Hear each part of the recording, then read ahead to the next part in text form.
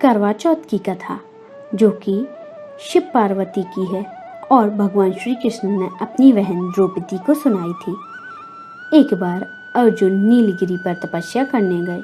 द्रौपदी ने सोचा कि यहाँ हर समय अनेक प्रकार की विघ्न बाधाएं आती रहती हैं। उनके शमन के लिए अर्जुन को तो यहाँ नहीं है, अतः कोई उपाय करना चाहिए। यह सोचकर उन्होंने भगवान श्री कृष्ण का ध्यान किया। भगवान वहाँ उपस्थित हुए तो द्रौपदी ने अपने कष्टों के निवारण हेतु कोई उपाय बताने को कहा। इस पर श्री कृष्ण बोले, एक बार पार्वती जी ने शिव जी से यही प्रश्न किया तो उन्होंने कहा कि करवा चौथ का व्रत गृहस्थी में आने वाली छोटी मोटी विघ्न बाधाओं को दूर करने वाला है। यह पित्त प्रकोपों को भी दूर करता है। फिर श्री कृष्ण ने द्रौपदी को एक कथा सुनाई।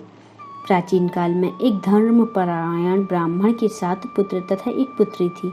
बड़ी होने पर पुत्री का विवाह कर दिया गया। कार्तिक की चतुर्थी को कन्या ने करवा चौथ का व्रत रखा। 7 भाइयों की लाडली बहन को चंद्रोदय से पहले ही भूख सताने लगी। उसका फूल सा चेहरा मुरझा गया।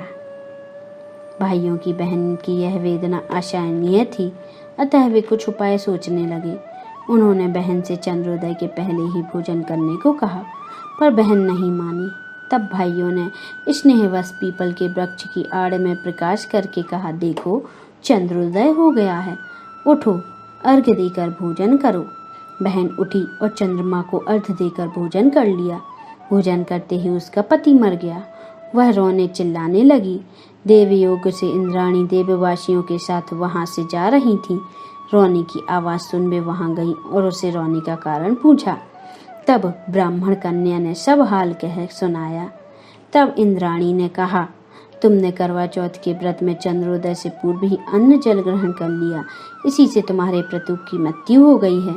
अब यदि तुम मृत प्रति की सेवा करती हुई 12 महीने तक प्रत्येक चौथ को यथाविधिवत व्रत करो, फिर करवा चौथ को विधिवत गौरी शिव गणेश कार्तिकेय सहित चंद्रमा पूजन करो और चंद्रोदय के बाद अर्घ्य देकर अन्न जल ग्रहण करो तो तुम्हारे पति अवश्य जीवित हो उठेंगे। ब्राह्मण कन्या ने अगले वर्ष 12 माह की चौथ सहित विधि पूर्वक करवा चौथ का व्रत किया। व्रत के प्रभाव से उसका मृत प्रति जीवित हो गया। इस प्रकार यह कथा कहकर श्री कृष्ण द्रौपदी से बोले, यदि तुम भी श्रद्धा एवं विधि पूर्वक इस व्रत को करो तो तुम्हारे सारे कष्ट दूर हो जाएंगे और सुख सौभाग्य धन धान्य की वृद्धि होगी।